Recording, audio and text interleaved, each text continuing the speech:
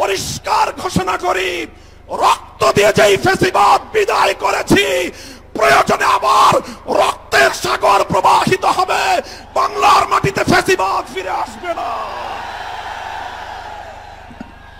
সরকার যদি জনগণের শান্তিপ্রিয় ভাষা বুঝতে ব্যর্থ হয়, আবার বলছি, সরকার যদি 8 দলীয় নেতৃবৃন্দের শান্তিপ্রিয় ভাষা বুঝতে ব্যর্থ হয়, যেই ভাষায় বললে সরকার বুঝবে, আমরা সেই ভাষাই প্রয়োগ করব, সেই কর্মসূচি ঘোষণা করব ইনশাআল্লাহ। আমি স্পষ্টভাবে দেখতে পাচ্ছি বাংলাদেশ আজ 2 ভাগে বিভক্ত। এক ভাগ 72-এর বাকশালপন্থী, আর এক ভাগ জুলাইয়ের বিপ্লবপন্থী। আজ বাংলাদেশের প্রতিটি রাজনৈতিক দল এবং পক্ষের কাছে আমার সুস্পষ্ট জিজ্ঞাসা, সবাই যার যার অবস্থান পরিষ্কার করুন। হয় আপনি জুলাই বিপ্লবের পক্ষপাতী, আর না হয় আপনি 72-এর বাকশালপন্থী।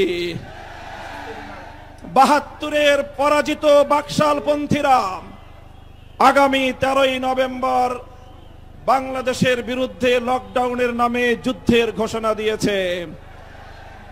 আমি ঘোষণা করতে চাই, 13ই নভেম্বর কোন বাকশালপন্থীকে বাংলার রাজপথে আমরা নামতে দেব না। যদি কেউ নামবার অপচেষ্টা চালায়, আমরা তাদেরকে রাজপথে মোকাবেলা করব ইনশাআল্লাহ।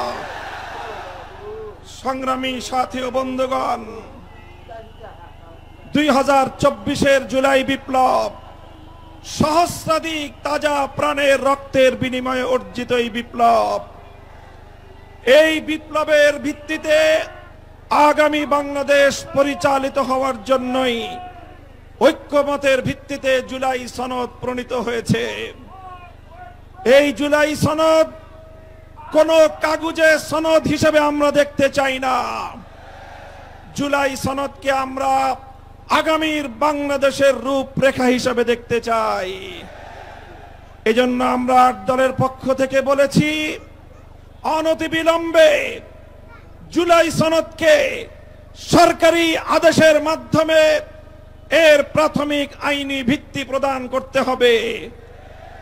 এরপরে আগামী ত্রয়োদশ জাতীয় সংসদ নির্বাচনের পূর্বেই গণভোটের মাধ্যমে জুলাই সনদকে চূড়ান্ত আইনি ভিত্তি প্রদান করতে হবে। এর ব্যত্যয় হলে জুলাই বিপ্লবপন্থীরা বরদাস্ত করবে না, সেটা মানবে না। আমরা সুস্পষ্ট ঘোষণা দিতে চাই, আমাদের জুলাই যোদ্ধাদের, জুলাইয়ের বিপ্লবে শাহাদাত বরণকারী বীর শহীদদের রক্ত মারিয়ে জুলাই বিপ্লবের, জুলাই সনদ বাস্তবায়নের গণভোট ছাড়া বাংলার মাটিতে আমরা আর কোনো কিছুই হতে দেব না। আমি জানি না জাতীয় নির্বাচনের আগে জুলাই সনদ বাস্তবায়নের লক্ষ্যে গণভোট হলে কার কি সমস্যা, সেটা আমাদের বুঝে আসে না। আমাদের সমস্যা হলো, জুলাই সনদের গণভোট ছাড়া যদি জাতীয় সংসদ নির্বাচন অনুষ্ঠিত হতে থাকে, জাতীয় সংসদ নির্বাচন যদি তফসিল ঘোষণা হয়ে বাস্তবায়িত হয়, অনুষ্ঠিত হয়, সেখানে অনেকগুলো বড় বড় জটিলতার সৃষ্টি হবে। তার মধ্যে অন্যতম একটি হলো, দ্বিকক্ষ বিশিষ্ট জাতীয় সংসদের উচ্চ কক্ষ কিভাবে গঠিত হবে, কিভাবে রাজনৈতিক দলগুলো তাদের নির্বাচনী ম্যানিফেস্টো তৈরি করবে, জাতির সামনে তারা তাদের উচ্চ কক্ষের 100 সদস্যের তালিকা কিভাবে প্রকাশ করবে, এই সকল বিষয়ের কোনো সদুত্তর তাদের কাছে নাই। যারা জুলাই সনদের গণভোট জাতীয় সংসদ নির্বাচনের আগে অনুষ্ঠানের ক্ষেত্রে বিরোধিতা করছেন, আমরা তাদের সমস্যার কথা জানতে চাই। কোনো যুক্তি নাই, কোনো যুক্তি নাই। তারা জুলাই সনদের বাস্তবায়নকে ঠেকিয়ে দিয়ে বাংলাদেশে আবার ফ্যাসিবাদ কায়েম করবার ষড়যন্ত্র করছে। পরিষ্কার ঘোষণা করি, রক্ত দিয়ে যেই ফ্যাসিবাদ বিদায় করেছি, প্রয়োজনে আবার রক্তের সাগর প্রবাহিত হবে, বাংলার মাটিতে ফ্যাসিবাদ ফিরে আসবে না।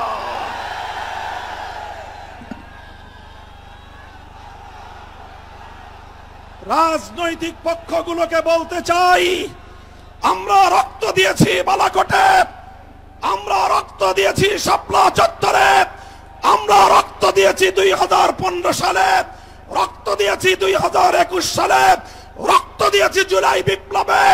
আমাদের মুখোমুখি দাঁড়াবার চেষ্টা করবেন না। আমরা রক্ত দিয়ে অধিকার আদায় করি, রক্ত দিয়ে বাংলাদেশ কিনেছি, রক্ত দিয়েই বাংলাদেশের স্বাধীনতা রক্ষা করব ইনশাআল্লাহ। সংগ্রামী সাথী ও বন্ধুগণ, জুলাই বিপ্লবের আমার সকল সহযোদ্ধাদেরকে আমি বলতে চাই, রাজনৈতিক মতবিরোধ থাকতে পারে, নির্বাচন নিয়ে মতপার্থক্য থাকতে পারে, আপনারা যার যার নির্বাচন করবেন সেটা পরের কথা। আসুন, যারা জুলাইয়ের বিপ্লবের রাজপথে ছিলেন, জুলাই বিপ্লবের সনদের আইনি ভিত্তি কার্যকর করার জন্য আমরা হাতে হাত রাখি। সংগ্রামী সাথী ও বন্ধুগণ, সর্বশেষ বক্তব্য, আগামী 13 তারিখ জুলাই সনদের গণভোটকে কেন্দ্র করে সরকারি সিদ্ধান্তের দিকে আমরা তাকিয়ে আছি। সরকার যদি জনগণের শান্তিপ্রিয় ভাষা বুঝতে ব্যর্থ হয়, আবার বলছি, সরকার যদি 8 দলীয় নেতৃবৃন্দের শান্তিপ্রিয় ভাষা বুঝতে ব্যর্থ হয়, যেই ভাষায় বললে সরকার বুঝবে, আমরা সেই ভাষাই প্রয়োগ করব, সেই কর্মসূচি ঘোষণা করব ইনশাআল্লাহ। প্রস্তুত থাকবেন তো আপনারা? ইনশাআল্লাহ। যুদ্ধ করে ফ্যাসিবাদ বিতাড়িত করেছি, যুদ্ধ করেই বাংলার মানুষের অধিকার আদায় করে ছাড়বো ইনশাআল্লাহ।